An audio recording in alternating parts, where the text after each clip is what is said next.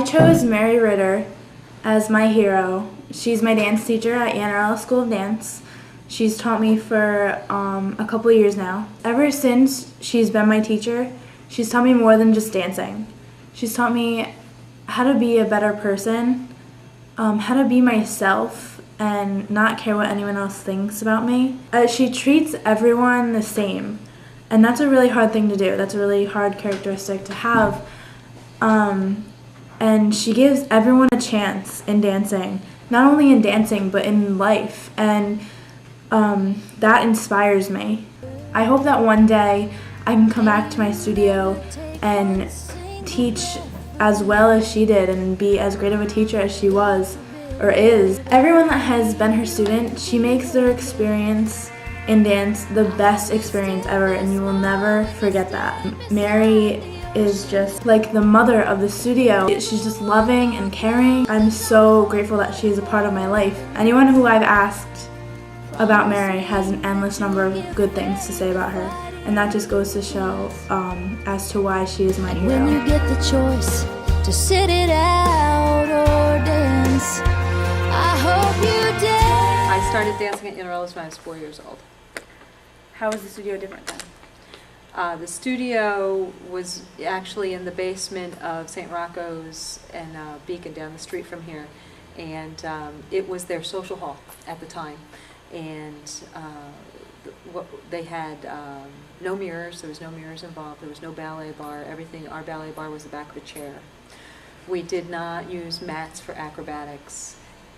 Very strange thing was that if you wanted to get a drink, there was a water fountain in the back, but a lot of times that was not on or whatever. You would go to the bar next door, and you would stand at the side service bar and wait until they gave you either a soda or water out of a glass, because that was your drink for the day. So that's my memory of how different it is today, at St. Rocco. Dancing for me is my creative expression. I'm not really an artist. I don't do painting and I don't draw. I'm not real talented that way, but it's the way I get to create a picture for people on stage and try to make the dancers give my feelings and emotions or paint a scene for somebody so that they can enjoy it. So it's my way of expressing my creativity.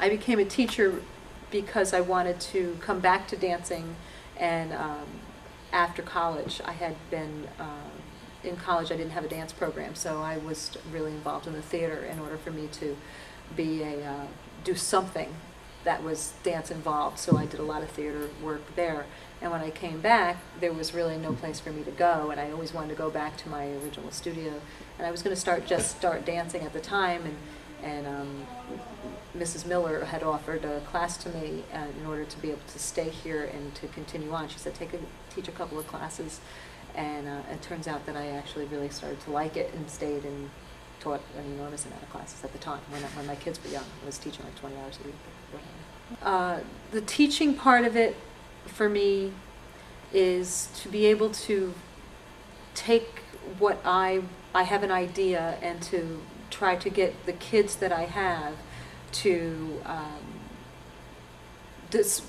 kind of display the idea that I have.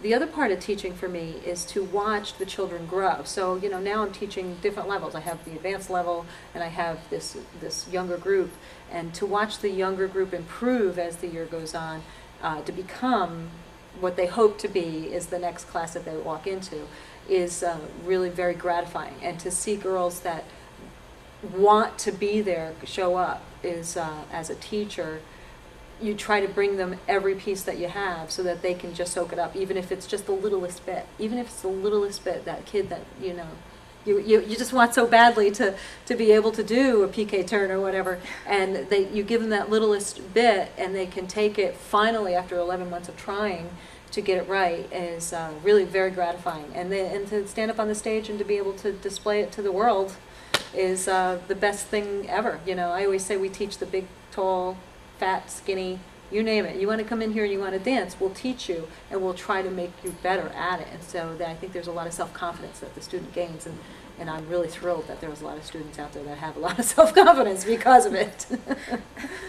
Here at Yanarella, we have a workshop class. Do you think that the girls in that class improve throughout the year? Yes, I think that workshop is one of those classes where you try to bring in, you see these students that come from an advanced environment already, and they're already in the advanced classes, and they get to come to this workshop class where I throw everything at them, everything I can think of at them, and try to do it bigger, bolder, stronger, and faster. And we start out down at this level, and by the end of the year I'm throwing triples and quads at them, and they're like doing it, and it's like the best. It's the best experience I've had as a teacher. The workshop class I had originally thought that there had to be something beyond just the ballet, tap, jazz, the typical stuff that we teach, into the advanced world, because it seemed like there was a need. So I left that advanced class 3 years ago now, something like that, and said, I don't want to stop teaching, and I love this kind of environment. I want these girls to know that there's more to life besides just this little class, this little ballet tap advanced world that we have, and that you can learn beyond this place. You can go to the gym and take a workout class, and you can go do yoga somewhere, and we had a belly dancer come in. So my intention was to show them all different types of dancing, all different ways to make themselves better as they grow older. You treat everybody equally. Where do you think you get that characteristic from? Well, it's funny, and I really make an effort to do that. And the reason is, when I was dancing here, and I love where I came from. I was the kid I lived down the block. I lived like a block and a half away from here. And I was not your typical Beacon kid. I was the kid that didn't go to Beacon schools. I went to Lourdes. I shipped out and went to all the Catholic schools in the area. But I also, when I danced here, I was among the owner's children. So there was all of the Miller kids, all the Yanarella kids, and me, and a couple of others. And I felt I wasn't treated equally until I was older.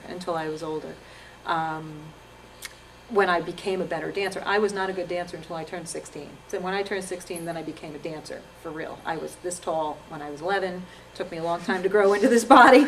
And I became the best dancer I was when I was 16, 17 years old in the studio. And I was never treated well. Not that I wasn't treated well, I don't want to put it that way, but I didn't have the opportunity that other kids had. Yeah. And I really feel that when you're in this environment, I want everybody to feel good about themselves, and to have the chance to be in the front line. Even you pay your money. You pay me your money, and I want you to be in the front line too. And that's it. It's not always. Sometimes it's not always about ability. It's about your heart. And if you want to be here, you can be the best dancer in the world and not want to be here. But if you want to be here and you're not a good dancer, you still have the opportunity to do something special. Mm-hmm. And that's what I try to do. I try to make sure that everybody you shine the light on everyone.